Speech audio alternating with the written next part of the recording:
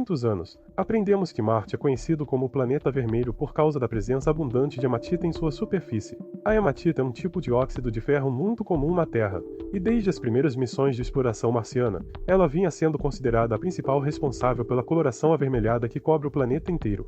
A ideia é que partículas extremamente finas desse mineral, espalhadas pela poeira marciana, refletissem a luz de forma a dar ao planeta esse tom inconfundível. Essa hipótese começou a ganhar força com as observações feitas por sondas espaciais nas décadas de 1970 e 1980. A sonda Viking, por exemplo, foi uma das primeiras a realizar medições espectroscópicas da luz refletida pela superfície de Marte. Esse tipo de técnica permite identificar os minerais presentes no solo analisando como eles absorvem ou refletem diferentes comprimentos de onda da luz. E foi assim que os cientistas perceberam uma presença marcante de ferro por toda a superfície do planeta. A confirmação mais forte veio alguns anos depois, no final da década de 1990 e início dos anos 2000, com a missão Mars Global Surveyor, posteriormente, com o pouso do robô Opportunity em 2004. Foi essa missão que detectou grandes concentrações de hematita cristalizada, inclusive em formações esféricas que ficaram conhecidas como Blobberries devido à sua aparência arredondada e coloração acinzentada. Isso parecia confirmar de vez a presença de hematita e explicar a cor do planeta.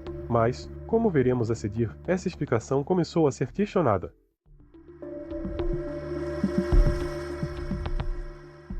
Recentemente, uma nova hipótese surgiu para explicar a cor avermelhada de Marte. Pesquisadores liderados por Valentina e seus colaboradores publicaram um estudo apontando que a responsável pela coloração pode não ser a hematita, como se acreditava até então, mas sim outro mineral chamado ferridrita. A diferença principal entre esses dois minerais é que a ferridrita contém moléculas de água em sua estrutura, enquanto a hematita é completamente desidratada. A descoberta foi baseada em dados recolhidos por diversas sondas orbitais, como o Mars Reconnaissance Orbiter, a sonda Mars Express e a missão ExoMars. Todas essas sondas utilizam espectrometros capazes de identificar quais minerais estão presentes na superfície do planeta, com base na luz que é refletida de volta ao espaço. Em uma dessas análises, os cientistas notaram um padrão espectral que não se encaixava perfeitamente com o que seria esperado da hematita. Foi aí que entrou a ferridrita. Ao comparar os dados obtidos por essas sondas com amostras recriadas em laboratório, os pesquisadores conseguiram reproduzir um material com as mesmas propriedades espectrais da poeira marciana. E o que gerou o melhor resultado foi justamente uma mistura de ferridrita com basalto, uma rocha vulcânica bastante comum tanto em Marte quanto na Terra. Essa combinação se mostrou mais eficiente em imitar a assinatura espectral da superfície marciana do que qualquer combinação com hematita já havia conseguido.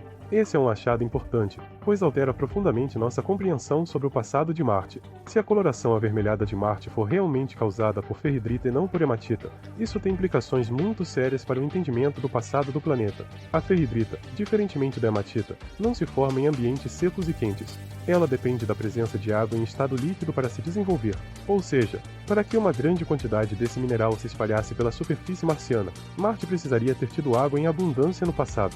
Isso se encaixa com outros indícios já observados em imagens de satélites e rovers, que mostram formações geológicas semelhantes a antigos leitos de rios, deltas e até mesmo lagos. O robô Perseverance, por exemplo, vem explorando justamente uma região que parece ser o leito seco de um antigo delta, coletando amostras que podem nos dar ainda mais pistas sobre essa fase úmida de Marte. A possível presença de ferridrita reforça a ideia de que esse cenário molhado não foi apenas localizado, mas global. Além disso, a ferridrita não depende apenas de água, mas também de uma fonte significativa de oxigênio para se formar. Isso nos leva a imaginar que Marte, no passado, pode ter tido uma atmosfera mais densa e rica em oxigênio do que a que existe hoje. A combinação de água líquida e oxigênio aponta para um ambiente que, em algum momento, pode ter sido muito mais semelhante ao da Terra do que jamais imaginamos. E é esse tipo de cenário que aumenta consideravelmente as chances de o planeta ter abrigado formas primitivas de vida. Mas, se Marte já foi tão semelhante à Terra, o que aconteceu para que se tornasse o deserto gelado que vemos hoje? Uma das explicações mais aceitas é a ausência de um campo magnético global. Aqui na Terra, o campo magnético protege nossa atmosfera do vento solar, uma corrente de partículas altamente energéticas que vem do Sol. Esse escudo natural impede que a atmosfera seja gradualmente erodida. Em Marte, no entanto, não existe mais esse campo magnético global. Ele pode ter existido nos primeiros bilhões de anos do planeta, mas eventualmente desapareceu. Sem essa proteção, o planeta ficou vulnerável ao bombardeio constante do vento solar, que lentamente foi arrancando sua atmosfera. Com o passar do tempo, a pressão atmosférica caiu tanto que a água líquida não podia mais existir na superfície, evaporando ou congelando imediatamente. Esse processo de perda atmosférica explica não apenas a ausência de água hoje em dia, mas também a transformação do planeta em um ambiente inóspito. É como se Marte tivesse passado por um processo de desligamento climático, perdendo sua capacidade de sustentar condições mais amenas e habitáveis. E isso pode ter sido o fator determinante para o fim de qualquer ecossistema primitivo que talvez tenha existido no passado. Apesar de todos os avanços das sondas e rovers, ainda há uma limitação enorme. Todas as análises feitas até hoje foram feitas à distância, com instrumentos embarcados nas próprias missões. Isso significa que os dados são sempre limitados pela sensibilidade e pelas condições em que são coletados. Por isso, uma das prioridades atuais da exploração espacial é trazer uma amostra real da superfície de Marte de volta à Terra. O robô Perseverance já está trabalhando nesse sentido.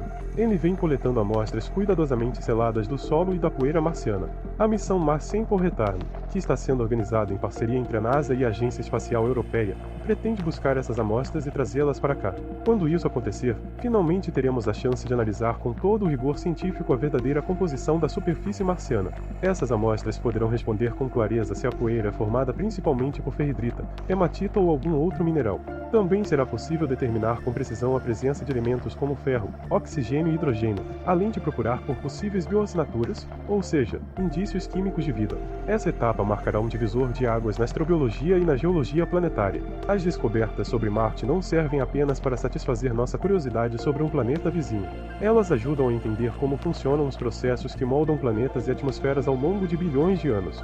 Estudar a história de Marte é, em certo sentido, como estudar um capítulo alternativo da história da Terra, um capítulo que teve um final muito diferente, mas que começou de forma surpreendentemente semelhante. Ao entender o que levou Marte a perder sua atmosfera e sua água, aprendemos também como proteger nosso próprio planeta. A presença ou ausência de um campo magnético, a composição da atmosfera, a distância em relação ao Sol, todos esses fatores têm impacto direto sobre a habitabilidade de um mundo. E é analisando essas variáveis em Marte e em outros planetas que conseguimos entender melhor os limites e a fragilidade das condições que tornam a Terra habitável. Por fim, tudo isso nos aproxima da pergunta que continua sem resposta, mas que nos fascina há séculos. Estamos sozinhos no universo? Se Marte teve água, oxigênio e minerais associados à vida, então talvez a vida também tenha surgido por lá, mesmo que de forma microscópica. Descobrir isso mudaria completamente nossa visão do cosmos e do nosso lugar nele. E é por isso que cada grão de poeira marciana importa tanto.